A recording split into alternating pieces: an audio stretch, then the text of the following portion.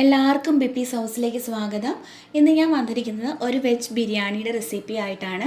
സാധാരണ നമ്മൾ കടയിൽ നിന്നൊക്കെ വെജ് ബിരിയാണിയൊക്കെ വാങ്ങിക്കുകയാണെങ്കിൽ നിറയെ എണ്ണയും അല്ലെങ്കിൽ നെയ്യോ അല്ലെങ്കിൽ മസാലയൊക്കെ ഒത്തിരി പിടിച്ചിട്ടുണ്ടാവും. അപ്പോൾ ഇവിടെ സാധാരണ അങ്ങനെ ഒത്തിരി മസാലയൊക്കെയുള്ള ബിരിയാണി ഇവിടെ ആർക്കും അത്ര ഇഷ്ടമല്ല. അപ്പോൾ ഞാനിവിടെ അധികം എണ്ണയൊന്നും ഉപയോഗിക്കാതെ അധികം മസാലയും അധികം എരിവൊന്നും ഉപയോഗിക്കാതെയാണ് ബിരിയാണി ഉണ്ടാക്കാറുള്ളത്. പിന്നെ പച്ചക്കറി കഴിക്കാത്ത കുട്ടികളെയൊക്കെ ആണെങ്കിൽ പച്ചക്കറി കഴിപ്പിക്കാനുള്ള ഒരു എളുപ്പ വിദ്യയാണിത്. ലഞ്ച് ബോക്സിലൊക്കെ കൊടുത്തു വിടാൻ വളരെ നല്ലതാണിത്. ആദ്യമേ തന്നെ എൻ്റെ ചാനൽ സബ്സ്ക്രൈബ് ചെയ്യാത്ത എല്ലാവരും ഒന്ന് സബ്സ്ക്രൈബ് ചെയ്തേക്കണേ. ഓൾ എന്ന ബെല്ലൈക്കണും കൂടെ ഒന്ന് പ്രസ് ചെയ്തേക്കണേ. എന്നാലല്ലേ ഞാനിടുന്ന വീഡിയോസിൻ്റെ ഒക്കെ നോട്ടിഫിക്കേഷൻ നിങ്ങൾക്ക് കിട്ടുള്ളൂ. ഇനി നമുക്ക് നേരെ വീഡിയോയിലേക്ക് കിടക്കാം. ആദ്യമേ ഞാൻ ഒരു 3.5 ഗ്ലാസ് ബാസ്മതി റൈസ് എടുത്ത് കഴുകി വാരി വെള്ളത്തിലിട്ട് വെച്ചിട്ടുണ്ട്. ഇന്നിവിടെ കുറച്ച് കൂടുതൽ പേരുണ്ട് കഴിക്കാൻ കേട്ടോ, അതുകൊണ്ട് ഞാൻ 3.5 ഗ്ലാസ് എടുത്തിരിക്കുന്നത്. പിന്നെ ഈ അരി ഒരു അരമണിക്കൂർ നേരത്തേന് വെള്ളത്തിൽ കിടന്നോട്ടെ. ആ സമയത്തേന് നമുക്ക് ഇതിനാവശ്യമായിട്ടുള്ള പച്ചക്കറികൾ അരിഞ്ഞെടുത്ത് മസാലയൊക്കെ റെഡിയാക്കി എടുക്കാം. പച്ചക്കറിയൊക്കെ അരിഞ്ഞെടുത്തതിന് ശേഷം ഞാൻ ഒരു അലുമിനിയത്തിൻ്റെ ഉരുളിയാണ് സ്റ്റൗവിൽ വെച്ചിരിക്കുന്നത്. കൂടുതൽ ഉണ്ടാക്കേണ്ടതുകൊണ്ട് വലിയ പാത്രം വേണമല്ലോ. പിന്നെ ഇത് ചൂടായതിന് ശേഷം ഒരു ടേബിൾ സ്പൂണോളം എണ്ണ ഒഴിച്ചു കൊടുത്തിട്ടുണ്ട്. ഞാൻ സൺഫ്ലവർ ഓയിൽ ഒഴിച്ചു കൊടുത്തിരിക്കുന്നത്. പിന്നെ അതിൻ്റെ കൂട്ടത്തിൽ ഒരു ടേബിൾ സ്പൂണോളം നെയ്യ് കൂടി ഒഴിച്ചു കൊടുക്കുവാണ്. ഇത് ചൂടായി കഴിയുമ്പോൾ ഒരു 3-4 ഗ്രാമ്പൂ, ഏലക്ക, 2 കഷ്ണം കറുവാപ്പട്ട, സ്റ്റാർ അനൈസ്, ബേ ലീഫ് ഇതൊക്കെ ഇട്ട് കൊടുത്ത് പൊട്ടിച്ചെടുക്കാം. അതിനുശേഷം ഒരു മീഡിയം സൈസ് സവോള അരിഞ്ഞിട്ട് കൊടുത്ത് വഴറ്റിയെടുക്കാം. സവോള ഒരുവിധം വഴന്നു തുടങ്ങുമ്പം ഒരു മീഡിയം സൈസ് തക്കാളി ഇട്ട് കൊടുത്ത് വഴറ്റാം. തക്കാളി വഴന്ന് ഒന്ന് സോഫ്റ്റായി തുടങ്ങുമ്പം നമുക്ക് ബാക്കി പച്ചക്കറികൾ ചേർത്ത് കൊടുക്കാം. ഞാൻ ചേർക്കുന്നത് ഒരു വലിയ ഉരുളക്കിഴങ്ങ്, ഒരു വലിയ ക്യാരറ്റ്, ഏകദേശം അതേ അളവിൽ കോളിഫ്ലവർ, ബീൻസ്, ഇത്രയാണ് ചേർത്ത് കൊടുത്തിട്ട് വഴറ്റുന്നത്. വേണമെന്നുണ്ടെങ്കിൽ കൂടുതൽ പച്ചക്കറികൾ ചേർത്ത് കൊടുക്കാം. മട്ടറൊക്കെ ചേർത്ത് കൊടുക്കുകയാണെങ്കിൽ നല്ലതാണ് കേട്ടോ. പിന്നെ ഒരു ടീസ്പൂൺ ഉപ്പ് കൂടി ചേർത്തിട്ട് നല്ലതുപോലെ ഇളക്കി യോജിപ്പിച്ച് ഒന്ന് ഫ്രൈ ചെയ്തെടുക്കുകയാണ് കേട്ടോ. ഒരു 5 മിനിറ്റോളം നേരത്തേന് ഞാനിങ്ങനെ ഫ്രൈ ചെയ്തെടുക്കുന്നുണ്ട്. അതിനുശേഷം ഇതിനാവശ്യമായിട്ടുള്ള മസാലപ്പൊടികളൊക്കെ ചേർത്ത് കൊടുക്കാം. ഞാൻ ചേർക്കുന്നത് 1/2 ടീസ്പൂൺ മഞ്ഞൾപ്പൊടി, 2 ടീസ്പൂൺ മുളക് പൊടി, 1 ടീസ്പൂൺ ഗരം മസാല, ഇത്രയും മാത്രം ചേർത്ത് കൊടുത്തിട്ടാണ് ഇളക്കുന്നത്. ഇനി എരിവും മസാലയൊക്കെ കൂടുതൽ വേണം എന്നുള്ളവർക്ക് കൂടുതൽ ചേർത്ത് കൊടുക്കാം. ഞാൻ ഇത്രയും മാത്രം ചേർത്ത് കൊടുത്തിട്ട് നല്ലതുപോലെ മിക്സ് ചെയ്തെടുക്കുകയാണ് കേട്ടോ. ഇനി ചേർക്കുന്നത് 2 ടേബിൾ സ്പൂൺ നല്ല കട്ട തൈരാണ്. അപ്പോൾ ഒത്തിരി പുളി ഇല്ലാത്ത തൈര് വേണം ചേർത്ത് കൊടുക്കാനായിട്ട്. നമ്മൾ നേരത്തെ തക്കാളി ചേർത്തിട്ടുണ്ട്, അപ്പോൾ തക്കാളിയുടെ ഒരു ചെറിയൊരു പുളി ഉണ്ടാവും. അപ്പം കൂടുതൽ പുളിയുള്ള തൈര് ചേർത്ത് കൊടുത്തു കഴിഞ്ഞിട്ടുണ്ടെങ്കിൽ ചോറിന് ചെറിയൊരു പുളി രസം ഉണ്ടാവും. അതുകൊണ്ട് തീരെ പുളി കുറഞ്ഞ തൈര് ചേർത്ത് കൊടുത്തിട്ട് നല്ലതുപോലെ മിക്സ് ചെയ്യാം. ഇനി ചേർക്കുന്നത് പുതിനയിലയാണ്. പുതിനയില ഒരു പിടി കുറച്ച് മതി, അത്രയും പുതിനയില ചേർത്തിട്ട് നല്ലതുപോലെ ഇളക്കി കൊടുക്കാം. പുതിനയില ഈ സമയത്ത് ചേർക്കണമെന്നില്ല.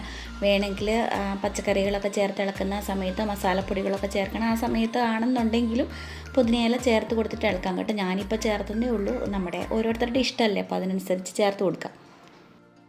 ഇനി ഇതിലേക്ക് ചോറ് വേവിക്കാൻ ആവശ്യത്തിനുള്ള വെള്ളം ഒഴിച്ചു കൊടുക്കുകയാണ്. ഞാൻ 3.5 ഗ്ലാസ് അരി എടുത്തതുകൊണ്ട് 7 ഗ്ലാസ് വെള്ളമാണ് ഒഴിച്ചു കൊടുക്കുന്നത്. 1 ഗ്ലാസ് അരിക്ക് 2 ഗ്ലാസ് വെള്ളം എന്ന രീതിയിലാണ് ഞാൻ ഒഴിച്ചു കൊടുക്കുന്നത് കേട്ടോ. എന്നിട്ട് ഇത് നല്ലപോലെ ഒന്ന് ഇളക്കി യോജിപ്പിച്ചിട്ട് ഉപ്പുണ്ടോ നോക്കണം. ഉപ്പ് രസം മുമ്പിൽ നിൽക്കണം വെള്ളം ടേസ്റ്റ് ചെയ്ത് കഴിയുമ്പം.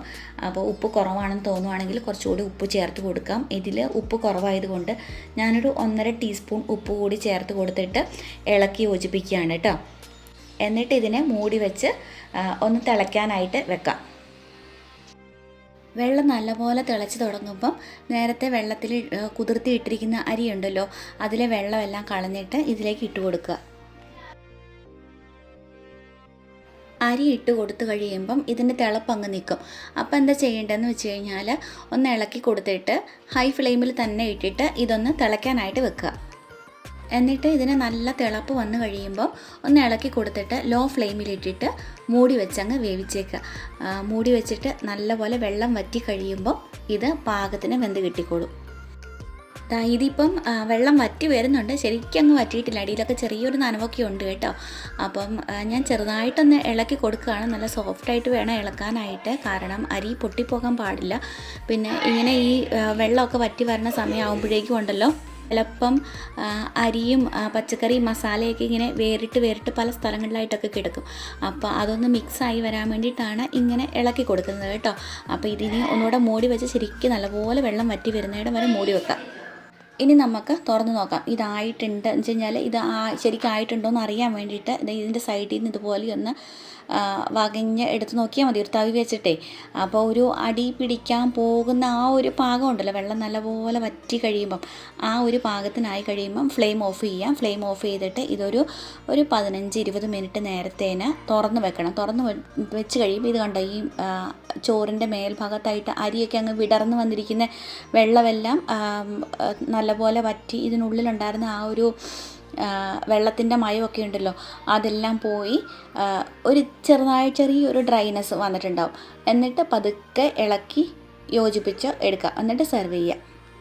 അപ്പോൾ എല്ലാവർക്കും പൊതുവേ ഇഷ്ടപ്പെടുന്ന ഒരു റൈസാണ് ഈ ഒരു ബിരിയാണി. പിന്നെ സ്കൂളിലും ഓഫീസിലും ഒക്കെ ലഞ്ച് കൊണ്ടുപോകുന്നവരാണെന്നുണ്ടെങ്കിൽ അവർക്ക് ഈസി ആയിട്ട് കൊണ്ടുപോകാനും പിന്നെ വളരെ ഹെൽത്തിയുമായിട്ടുള്ള ഒരു ഫുഡാണിത്, വെജിറ്റബിൾസൊക്കെ ചേർക്കുന്നതുകൊണ്ട് തന്നെ. പിന്നെ ഇത് കൂട്ടി കഴിക്കാനായിട്ട് സാലഡോ റേത്തയൊക്കെ കൂട്ടി കഴിക്കാം. പിന്നെ ഇവിടെ മക്കൾക്കൊക്കെ കൂട്ടത്തിൽ വല്ല നോൺ വെജ് ഫ്രൈഡ് ഐറ്റംസ് എന്തെങ്കിലുമൊക്കെ ഉണ്ടെങ്കിൽ ഭയങ്കര സന്തോഷമാണ്, വലിയ ഇഷ്ടമാണ് അങ്ങനെ കഴിക്കാനായിട്ട്. പിന്നെ ഈ പച്ചക്കറികളുണ്ടല്ലോ ഇതിനുള്ളിലുള്ള ഇത് ഞാനൊരു ഇച്ചിരി മുഴുത്തായിട്ടാണ് അരിഞ്ഞിരിക്കുന്നത്. അപ്പം ചില കുട്ടികളുണ്ടല്ലോ ഇതിൽ നിന്ന് ഈ പച്ചക്കറികളും കൂടെ എടുത്ത് മാറ്റിയിട്ട് ചോറ് മാത്രമായിട്ട് കഴിക്കുന്നവരുണ്ട്.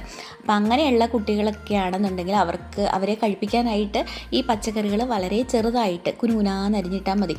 ഞാൻ പണ്ടൊക്കെ അങ്ങനെ ചെയ്യാറുണ്ടായിരുന്നു കേട്ടോ. അപ്പോൾ ഈ വീഡിയോ കാണുന്നവരൊക്കെ ഇതുപോലെ ട്രൈ ചെയ്ത് നോക്കുക. ഇഷ്ടമായ ലൈക്ക് ചെയ്യുക, കമൻറ്റ് ചെയ്യുക, ഷെയർ ചെയ്യുക. ബൈ.